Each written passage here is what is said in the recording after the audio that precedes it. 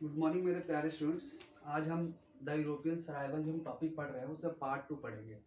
जिन्होंने भी पार्ट 1 की वीडियो नहीं देखी वो मेरे यूट्यूब चैनल पे पड़ी हुई है, उसके लिंक मैं डिस्क्रिप्शन में शेयर भी कर दूंगा, आप वहाँ से देख सकते हैं। चलो स्टार्ट करते हैं। पहले मैं क्विक रिकैप कर देता हूँ जो मैंने पार्ट 1 में पढ़ाया था, जिसमें मैंने पढ़ाया था आप सब लोगों को कि जब भारत में यूरोपियंस का दौर शुरू होता है, जब वो आते हैं इंडिया में, तो आने के क्रम में पहले कौन आता है, इस सब पे क्वेश्चन पूछा जाता है। सबसे पहले पोर्चुगीज आते हैं। मैंने कल क्लास में ट्रिक बताया था PDF, जिसमें ई बीच में था। तो पोर्चुगीज, फिर डच, फिर अंग्रेज और फिर फ्रांसीसी आते हैं।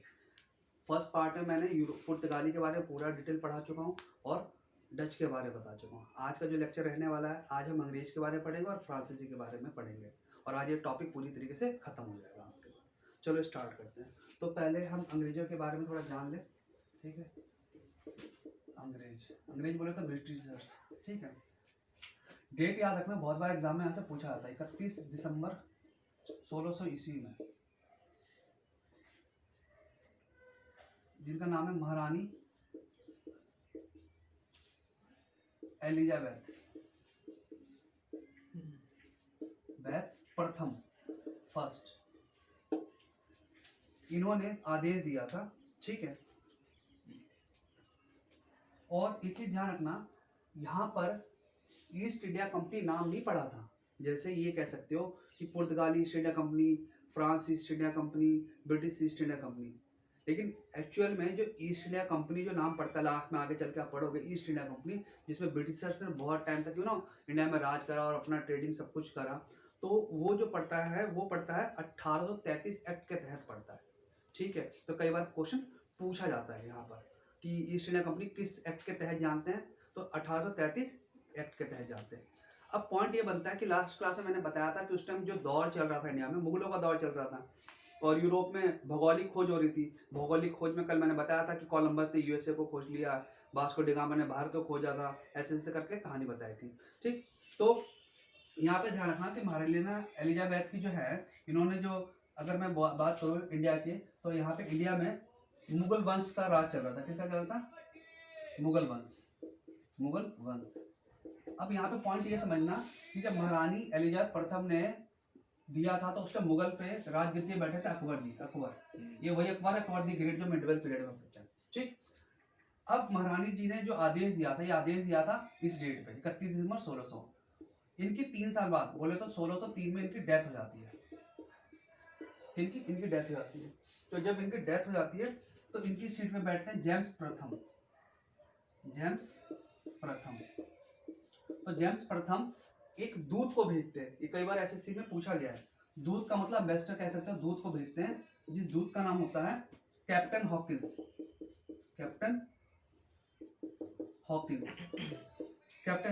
तो लेकिन इनको भी नहीं पता होता, ये यही सोचते हैं कि उस टाइम भी मुगल वंश पे कौन राजगद्दी बैठा? अकबर। लेकिन उस टाइम तक अकबर की डेथ हो जाती है। ये जो व्यक्ति आते हैं कैप्टन हॉकिंस, उनको लगता है कि अकबर के दौरान में जा रहे हैं, लेकिन उस टाइम अकबर की डेथ हो चुकी थी। उनका बेटा बोले तो जहांगीर राजगद्दी पे होता है।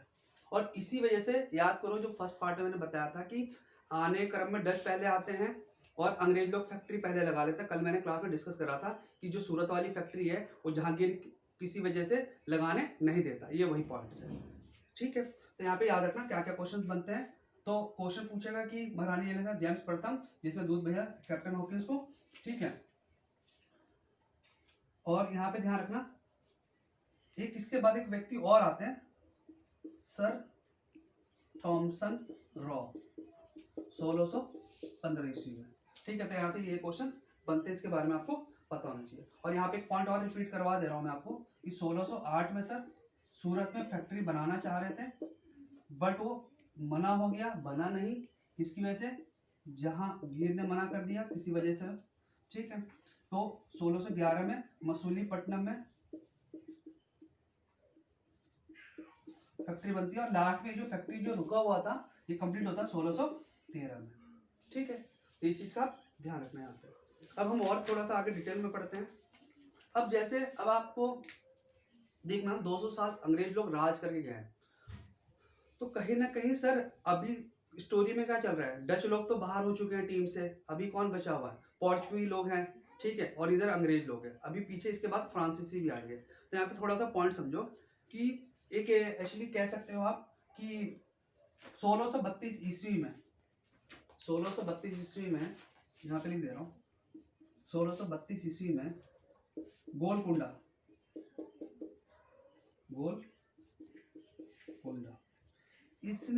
इसने क्या करा, अंग्रेजों को फ्री ट्रेड का न्योता दे दिया, जिसको बोल सकते हैं सुनहरा फरमान। तो इसको क्या बोल सकते हैं, सुनहरा फरमान जारी कर दिया। फरमान मतलब बोले तो फ्री ट्रेड करने को अलाउ कर दिया। किनको? इनको, अंग्रेज लोगों को। और आपको मैंने पढ़ाया था मिडिवल पीरियड में कि औरंगजेब की मृत्यु, जो लास्ट मुगल पावरफुल जो था औरंगजेब के बाद, सारा जो अकबर टू आते हैं, शाह आलम द्वितीय, ये सारे कमजोर पक्ष थे। तो उसमें एक वर्ड पढ़ाया था फर्रुखशियर। तो फर्रुखशियर ने 1717 ईस्वी में, ये डेट याद रखना, 1700 ईस्वी में, क्या नाम है उस व्यक्ति का, फर्रुखशियर। तो फर्रुखशियर के दरबार में एक दूत आता है, इसका दरबार में एक दूत आता है, दूत का नाम याद रखना, जॉन सरमन। जॉन सरमन।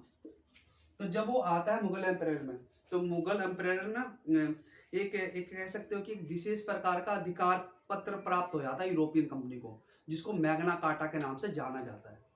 अब मैग्ना कार्टा सर होता क्या है, तो वो अधिकार पत्र में ये लिखा गया था, जैसे इन्होंने, अभी देखो यहाँ पे धीरे धीरे समझते जाओ, अगर मैं मैप की बात करूँ, ये दिल्ली है और ये बंगाल वाला क्षेत्र ही है, तो कहीं ना कहीं अभी आप पढ़ोगे कि सर यहाँ तो कमजोर हो चुका है, और बंगाल क्षेत्र पे सबको, क्योंकि ट्रेडिंग हब बन रहा है एक तरह से, क्योंकि पानी के रास्ते से, और दूसरी बात कि बंगाल, बिहार, उड़ीसा और इवन बांग्लादेश भी उस टाइम यही हुआ करता था। तो सब लोग चाहते थे, और दबदबा यहाँ पे, तो ये क्या करते थे कि फ्री ट्रेड अलाउ कर दिया अंग्रेजों को उसमें बंगाल में। और कहीं ना कहीं आगे चल के पढ़ाऊंगा, इसमें पॉइंट ध्यान रखना कि 300 वार्षिक किराए पे आपको बंगाल में फ्री ट्रेड करने का न्योता दे दिया। उसने बोला कि भैया आप 300 एनुअल चार्जेस दो, जैसे आप कहीं घर पे रहते हो तो रेंट देते हो ना, उसी तरीके से। और इसमें ये मैं बता रहा हूँ मैग्ना कार्टा के बारे में, 10,000 रुपए एनुअल में सूरत के भी फ्री ट्रेड कर सकते हो, सूरत। और कहीं ना कहीं मुंबई में सिक्के चलाने का अलाउ कर दिया। तो बहुत हिस्टोरियंस ये भी कहते हैं लोग कि शायद अगर फर्रुखशियर ने वो परमिशन अंग्रेजों को नहीं दी होती, तो शायद हमारा देश गुलाम भी नहीं हुआ होता, क्योंकि इतनी सारी छूटें दे दी है कहीं ना कहीं। और वहीं से शुरू होता है दबदबा अंग्रेजों का इंडिया के अंदर। ठीक है, तो ये सारे पॉइंट्स याद रखना। अब आगे देखते हैं, क्योंकि सर कहीं ना कहीं अभी स्टोरी में ब्रिटिशर्स भी बहुत पावरफुल बन रहे हैं, इधर से पोर्चुगीज कर रहे हैं, तो कहीं ना कहीं दोनों में भी टेस्ट लेते हैं। आगे चल के होता क्या बच्चों, 1661 ईस्वी में इसका विवाह होता है। विवाह बोले तो चार्ल्स द्वितीय, जो कि ब्रिटेन के राजकुमार थे। कहाँ के थे? ब्रिटेन के राजकुमार। इनकी शादी आती है कैथरीन, जो कि पुर्तगाल की राजकुमारी होती है। तो इन दोनों की आपस में शादी हो जाती है। तो जब शादी होती है तो चार्ल्स द्वितीय को दहेज में क्या मिलता है? मुंबई दहेज में मिलता है। क्या मिलता है? मुंबई दहेज में मिलता है। तो जब इनको दहेज में मिलता है तो ये क्या करते हैं चार्ल्स द्वितीय जी, एक्चुअली करते क्या है, 7 साल बाद जब इनको दहेज में मिलता है, तो उसके 7 साल बाद, बोले तो इसमें 7 साल ऐड करूंगा, 1668 ईस्वी में ये क्या करते हैं, इसको 10 पाउंड एनुअल वार्षिक किराया पर कंपनी को बम्बई सौंप देता है। कंपनी बोले तो जो इंडिया में कंपनी खुल रखी है इस टाइम, बोले तो ब्रिटिशर्स कंपनी। ठीक है, तो कंपनी को क्या कर देते हैं, सौंप देते हैं कि भैया ऐसा करो, बम्बई मेरा है तो आप रख लो, और मेरे को एनुअल किराया देना 10 पाउंड। ठीक है, और यहाँ पे ये कहानी है। यहाँ पे देन आप ये भी चीज सोचने की कोशिश करना साथ साथ सर, कि कहीं ना कहीं अगर हम बात करें स्टोरी में, तो क्योंकि अंग्रेज लोग अभी नए नए हैं भैया, किसी के बाउंड्री में कैसे आप एंटर कर सकते हो बगैर उसके इजाजत के, और अगर आप कर भी लेते हो तो कहीं ना कहीं आपका दबदबा थोड़ी ना स्टार्टिंग हो जाएगा। तो यहाँ पे एक लड़ाई होती है, ध्यान रखना कि औरंगजेब, जो कि मुगलिया सल्तनत लास्ट था, औरंगजेब ने, याद रखना, एक कह सकते हो अंग्रेजों के बीच में, बोले तो ब्रिटिशर्स के बीच में, हुगली नदी, हुगली कहाँ है? बंगाल में पड़ता है रिवर। तो वो क्या कर रहे थे, अंग्रेज लोग जो थे ना, हुगली रिवर पे अपना प्रभाव बढ़ा रहे थे, क्योंकि प्रभाव बढ़ाने से क्या होगा कि अपना सामान एक्सपोर्ट इंपोर्ट करना आसान रहेगा, तो अपना प्रभाव बढ़ा रहे थे। ये जब बात पता चलती है कहीं ना कहीं, और साथ साथ ये भी कर रहे थे कि मुंबई में मुगलों के जहाज पर नियंत्रण कर रहे थे। मुंबई में जो क्षेत्र मिला है उस पर मुगलों के जहाजों पर नियंत्रण कर रहे थे। तो जब ये बात चलती है तो इसके बीच में अंग्रेजों से लड़ाई होती है, और ज्यादा दिन तक चलता नहीं है। और यहाँ पर क्या होता है, एक चीज ध्यान रखना, अंग्रेजों से लड़ाई हुई और ज्यादा समय तक नहीं चला और अंग्रेज लोग मुंह के बल गिर जाते हैं। और यहाँ पे जब मुंह के बल गिरते हैं तो अंग्रेजों से एक चीज सीखना, जब भी ये गलती करते हैं और इनको रियलाइज हो जाता है कि मैंने गलती कर ली, तो क्या करते थे, ट्रीटी करने की बात करते थे कि सर गलती हो गई, हमें समय आता था, मुझे भी रहना था। और ये बहुत स्टूडेंट्स बोलते हैं कि औरंगजेब अगर चाहता ना उस टाइम अगर खदेड़ देता इनको बाहर, तो शायद ही इंडिया 200 साल वो मतलब जो आगे चल के जो हम गुलाम बने, तो शायद ऐसी नौबत नहीं आती। कहीं ना कहीं मुगलिया सल्तनत जो इतने साल तक राज करके गया है, ठीक है। क्योंकि अगर मैं छोटा सा बात कहूँ कि सर अंग्रेज और मुगलों में क्या फर्क है, भैया मुगल लोग यही का चीज यहीं पे रखते थे, मतलब लूटते कुछ भी है तो अपने बाउंड्री के अंदर रखते थे, इंडिया के अंदर ही रहता था, बस जगह चेंज होता रहता था एक तरह समझ लो। लेकिन अंग्रेज लोग क्या करते थे, यहाँ का सामान ले आकर अपने देश में ले आते थे और वहां से बेच करके प्रॉफिट यहाँ ले आते थे, मतलब कच्चा माल यहाँ से ले जाना, उसको फिनिश गुड्स बनाना और फिर इंडिया में बेचना, समझ रहे हो। तो सबसे बड़ा डिफरेंस अगर मैं कहूँ अंग्रेजों और उसमें, यह है सबसे बड़ा डिफरेंस, ठीक है। अब आगे चलो, यहाँ पे ध्यान रखना, जब औरंगजेब से लड़ाई होती है तो औरंगजेब जीत जाता है, तो वहां पे जब ट्रीटी की बात करते हो तो याद रखना, यहाँ पे लिख देता हूँ, औरंगजेब, तो औरंगजेब से किस सामना होता है, इसमें एक व्यक्ति आते हैं, sir John child, sir John child, ठीक है। और कब आते हैं, 1668 में आते हैं, 1668 में आते हैं, ठीक है। और यहाँ देखो कहानी, सूरत वो देता है तो उस टाइम अपना दबदबा बनाता है, तो ये टाइम आता है। और क्या होता है, इन्होंने एक संधि कर लेते हैं, किसके बीच में संधि होती है, सामना हुआ औरंगजेब से, तो उन्होंने एक ट्रीटी साइन कर ली, और ट्रीटी में होता है कि जो भी नुकसान मेरा हुआ है इस लड़ाई झगड़े में, तो उसकी भरपाई आप करेंगे। और कहीं ना कहीं उनको बोले तो औरंगजेब मौका देता, चलो ठीक है आप रह लो यहाँ पे काम कर लो, तो यहीं पर एक तरह से कहीं ना कहीं ब्रिटिशर्स को दोबारा मौका मिल जाता है। आई होप यहाँ तक का आपको अच्छे से समझ में आ गया होगा, अगर कोई दिक्कत है तो पूछ सकते हो। क्लियर है, तो यहाँ पर मतलब सर जॉन चाइल्ड को मौका दे दिया था दोबारा इंडिया में रहने का, ठीक है। अब हम पढ़ते हैं फ्रांस के बारे में, लेकिन ध्यान रखना फ्रांस से पहले थोड़ा सा 2 पॉइंट्स में बता दूं यहाँ पे, कि बीच में डेनमार्क भी आते हैं कुछ समय के लिए, छोटे छोटे समय के लिए। एक डेनमार्क है और स्वीडिश है, ये किसी भी एग्जाम में पूछा जा सकता है। तो डेनमार्क आते हैं 1616 में और ये आते हैं 1731 में।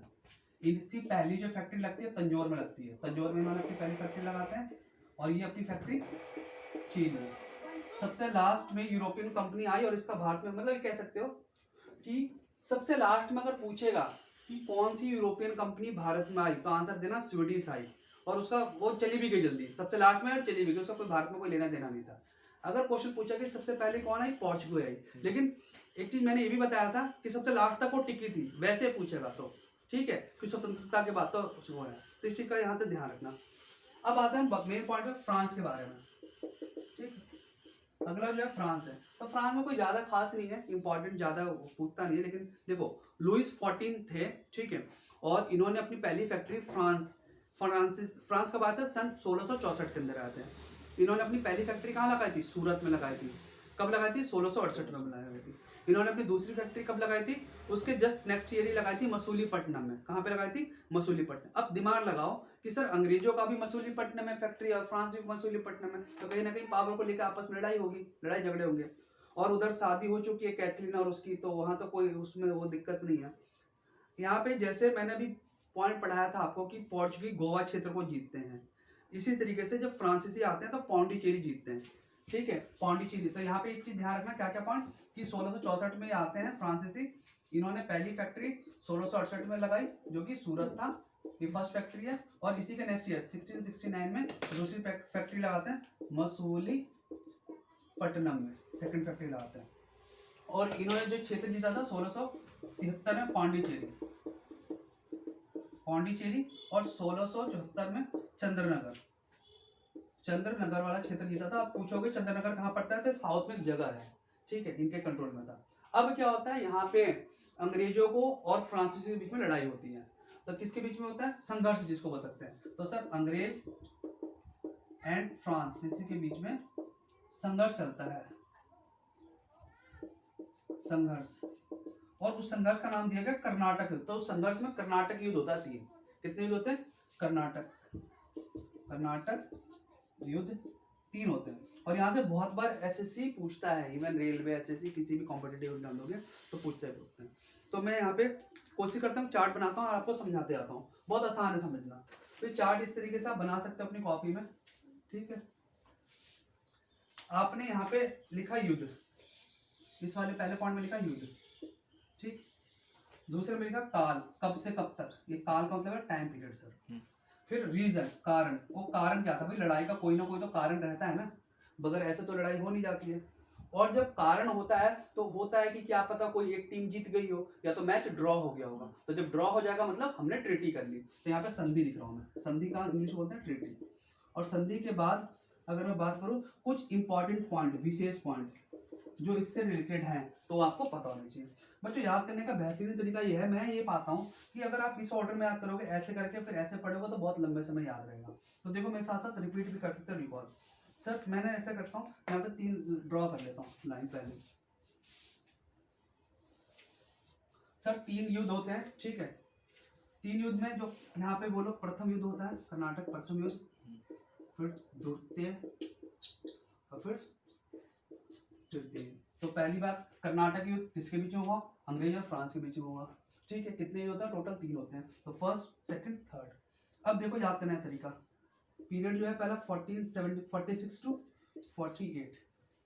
तो जब ये खत्म होगा तो अगला शुरू होगा, मतलब बोले तो 1749 से लेके 54 तक चला। जब ये खत्म होगा तो अगला शुरू होगा, लेकिन यहाँ पे 55 नहीं है, 56 है, बीच में एक गैप है ईयर का, और 63 है। अगर आप ध्यान से देखोगे, बहुत आसान तरीका याद करने का भाई। याद करने का तरीका ये है, मेरे घर का नंबर 1946 है तो 200 साल पीछे कर देना तो 1746 आ जाएगा, वो पॉइंट याद कर लेने का और यहाँ पे लिख लेने का 2 साल चलता है। कितने ईयर देखोगे, गैप तो कितना होगा इसमें, एक तरह से 2 साल।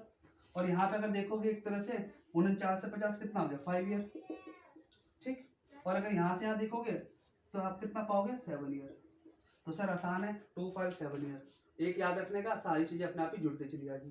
तो फर्स्ट सेकंड थर्ड और एक काल मैंने याद करा दिया, टाइम पीरियड। अब रीजन बताता हूँ। जो पहला लड़ाई होता है फ्रांस से अंग्रेजों के बीच में, वो किस चीज को लेकर के होता है, वो ऑस्ट्रेलिया का उत्तराधिकार के लिए लड़ाई होता है। ऑस्ट्रेलिया जैसे बाहर, तो वहां पे अंग्रेज और फ्रांस के बीच में लड़ाई हो रही होती है कि भैया उस पर किसका अधिकार रहेगा, ठीक है। फॉर एग्जाम्पल ऐसे कह लो कि भाई अगर 2 परिवार में अगर कहीं फैमिली में कहीं बाहर लड़ाई हो रही है तो उसका प्रभाव अपने और वंशज या उस पर पड़ेगा ही पड़ेगा। तो कहीं ना कहीं जो फ्रांस और इंडिया यहाँ पे जो काम कर रहे थे, फैक्ट्री लगा रहे थे, तो उसका प्रभाव जो वहाँ बाहर विदेशों में लड़ाई हो रही है, तो यहाँ पे कह सकते हो कि ऑस्ट्रिया उत्तराधिकार युद्ध। तो जो पहला कर्नाटक युद्ध होता है वो इसकी वजह से होता है कि ऑस्ट्रेलिया का उत्तराधिकार के लिए कौन रहेगा, अंग्रेज रहेगा, फ्रांस।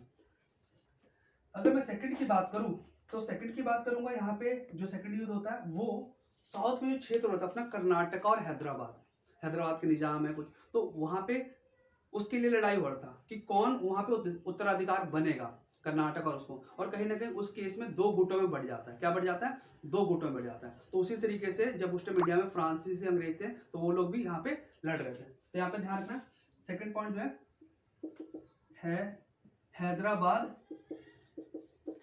इन कर्नाटक उत्तराधिकार के लिए 2 गुटों में बढ़ गया, ठीक है, समझ गए। अच्छा सर, जो तीसरा जो है, यहाँ नाम ही 7 ईयर है, तो इसका नाम है सप्तवर्षीय युद्ध। क्या है, सप्तवर्षीय युद्ध, ठीक है। ये युद्ध बेटे याद रखना है, भारत में नहीं हुआ, ये यूरोप में हुआ था, सप्तवर्षीय युद्ध, ठीक है। आई होप यहाँ तक तो क्लियर होगा कि क्या क्या रीजन है, किस किस लड़ाई के। अब आते हैं हम जब ये हुआ था ऑस्ट्रेलिया उत्तराधिकार के लिए, तो यहाँ पे एक ट्रीटी साइन होती है, जिस ट्रीटी का नाम होता है एला सापेल की संधि।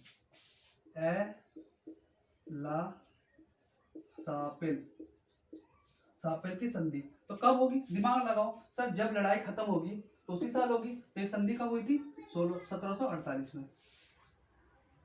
यहाँ पे एक संधि साइन हुई थी हैदराबाद और कर्नाटक के बीच में, पांडिचेरी की संधि। क्या हुई थी, पांडिचेरी की संधि। कब होगी सर, जब ये खत्म होगा। खत्म क्या हुआ था, 54 में, लेकिन अभी मैंने कहा यहाँ 56 है, यानी कि संधि होते होते यहाँ पे 55 हुआ था, 55 में संधि हुई थी। और यहाँ पर एक संधि होती है, थर्ड वाले हैं पेरिस की संधि, पेरिस की संधि जो कि 1763 में होती है। ठीक, यहाँ तक तो क्लियर है आपको। अब सर इसके टाइम में क्या विशेषता थी मैं वो बता रहा हूँ। अच्छा, इसको ना एक ट्रिक्स के माध्यम से याद कर सकते हो। एला सापेल है, पी से यहाँ पे पांडिचेरी है और यहाँ पे पेरिस है, तो इसकी एक ट्रिक मैंने कॉपी लिख लिखी है, ए पा पे। ये ट्रिक हो गई कि पहली जो संधि हुई, ए से बोल देना एला सापेल, पा से बोल देना पांडिचेरी और पे से बोल देना पेरिस, तो ए पा पे, ये ट्रिक बन गई है इसका। ठीक है, तो ठीक है, क्लियर है यहाँ तक तो। देन विशेषता की बात करें तो ध्यान रखना कि सर जब कोई लड़ाई होती है तो कोई ना कोई लीडर होता है उसकी साइड से और एक इस साइड से, तो वो लीडरों के बारे में पहले पूछ लिया जाता है। तो याद रखना फ्रांस की तरफ से इस टाइम पे जब फर्स्ट कर्नाटक युद्ध हो रहा था तो फ्रांस की तरफ से लीड कर रहे थे डुप्लेक्स। कौन लीड कर रहे थे? डुप्लेक्स। ठीक है, और इसको यहाँ पे 2-3 लड़ाई होती है। देखो एक चीज मैं लिख सकते हो, डुप्ले। ठीक है, और यहाँ पे इस टाइम पे और इम्पोर्टेंट पॉइंट है यहाँ पे, एक है सेंट थॉमस का युद्ध होता है इसके टाइम में 1748 में, और एक होता है मद्रास। मतलब ये कह सकते हो जो अंग्रेज लोग है ना वो मद्रास क्षेत्र पे कंट्रोल होता है, और कहीं ना कहीं फ्रांसीसी जो है। ठीक है, यहाँ पे एक चीज लिख लेना, यहाँ पे हाँ, यहाँ पे पेपर में पूछेगा कि सेंट थॉमस का युद्ध कौन से कर्नाटक युद्ध में हुआ था, आंसर होगा फर्स्ट कर्नाटक युद्ध में हुआ था। ठीक है, अच्छा अगर मैं सेकंड पॉइंट की इसकी बात करूं तो यहाँ पे एक इंपॉर्टेंट पॉइंट है, इस टाइम होता है अंबर का युद्ध। इसके टाइम पे अंबूर का युद्ध होता है। तो जब युद्ध होता है तो किस गुट, 2 गुट थे, एक फ्रेंच गुट था और एक अंग्रेज गुट था। यहाँ लिख लो, फ्रेंच और अंग्रेज गुट और लास्ट में बच्चों जो यहाँ पे पेरिस की जो संधि होती है, very very very important question, यहीं से फ्रांस का पतन हो जाता है भारत में, और उस युद्ध को बोलते हैं वांडीवास का युद्ध। यहाँ पे लेता हूं, वांडीवास का युद्ध। और सन 1760 में फ्रांस का पतन हो जाता है। और कई बार यहाँ से क्वेश्चन पूछता है कि किस लड़ाई से फ्रांस का पतन हो जाता है, तो आंसर देना वांडीवास का युद्ध होता है। और इस टाइम पे अंग्रेजों की तरफ से जो लीड कर रहे थे वो थे सर आयरकुट, और फ्रांस की तरफ से काउंट लाली इस टाइम इस लड़ाई के अंदर। ठीक है, जो लीड कर रहे थे। तो आई होप आपको ये समझ में आ गया। मैं जस्ट रिकॉल कर देता हूँ एक बार दोबारा आपको यहाँ पे फटाफट से। देखो बच्चों, अंग्रेज और फ्रांस के बीच में 3 कर्नाटक युद्ध होते हैं। उनके नाम मैंने कहा था ऐसे याद करना, प्रथम, द्वितीय, तृतीय ऐसे बोलने का। फिर 1746 से 48 2 साल, फिर 49 से 54 5 साल, और यहाँ ये है। देन यहाँ पे किस वजह से होता है? ऑस्ट्रिया का उत्तराधिकार की लड़ाई हो रही होती है। यहाँ पर हैदराबाद कर्नाटक के बीच में उत्तराधिकार की लड़ाई हो रही होती है। और थर्ड में सप्तवर्षीय युद्ध बोला गया। रीजन यहाँ पे एला सापेल की संधि साइन होता है, यहाँ पे पांडिचेरी की होती है, और यहाँ पे पेरिस की संधि साइन होती है, जिसको ठीक बताया ए पा पे। ठीक है, उसके बाद यहाँ पे डुप्लेक्स के बारे में बताया जो फ्रांस की तरफ से थे। ठीक है, फ्रांस का गवर्नर था। ठीक है, और इसके टाइम में सेंट थॉमस का युद्ध कई बार पूछता है, तो कब हुआ था? फर्स्ट कर्नाटक युद्ध में हुआ था। देन नीचे में अंबूर का युद्ध हुआ था जिसमें फ्रेंच गुट और अंग्रेज गुट के बीच में लड़ाई हुआ था। और लास्ट में फ्रांस का पतन हुआ था वांडीवास वाले युद्ध से 1760 के अंदर, जो कि अंग्रेज की तरफ से लीड कर रहे थे सर आयरकुट, और फ्रांस की तरफ से कर रहे थे काउंट लाली। ठीक है, आई होप आप सबको ये लेक्चर अच्छा लगा होगा, और अच्छा लगा तो प्लीज़ शेयर करना ना भूलें, सब्सक्राइब करें, और अपने दोस्तों में, अपने फ्रेंड सर्कल में इसको ज़्यादा से ज़्यादा शेयर करें। Thank you for watching this video. Have a nice day.